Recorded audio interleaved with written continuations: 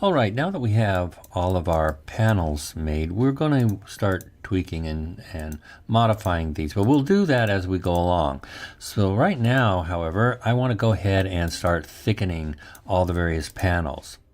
And we're going to start with, I'm just going to turn these guys off. We're going to start with this main shell. We want to thicken that and use that as our base.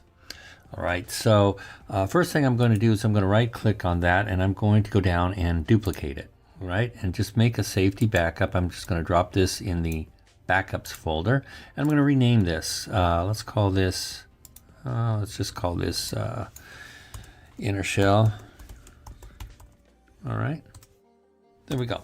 All right, so that's the inner shell. That's the main part of the shoe that we're going to build everything on top of. And it's, you would consider this probably the innermost panel of the shoe.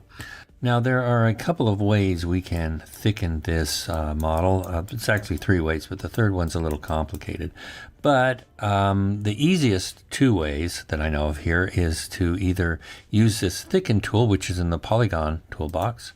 I can click on that, click in the viewport to activate the tool, and we can thicken it inwards or outwards. In this case, we're going to thicken it inward.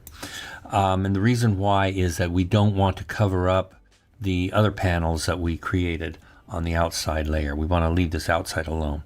The other way to do this is to use the bevel feature. And I'll bring up the tool properties for that, and we can see that there is a thickening option on the polygon bevel. So if I grab the little blue handle here and bring it in, you can see that it does thicken the model. However, what it doesn't do is it doesn't flip the polygons. It keeps the polygons facing inwards if I drag the offset tool downwards.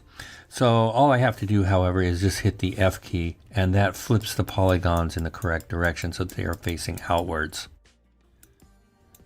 All right, so either way should work fine. This is probably a little thicker than I want it. So I'm going to go ahead and use the actual thickening tool. Tool properties, I'm just eyeballing this, so it's negative 3.2 millimeters, right around there. So that looks pretty good. I'm happy with that. So let's move on to the other panels.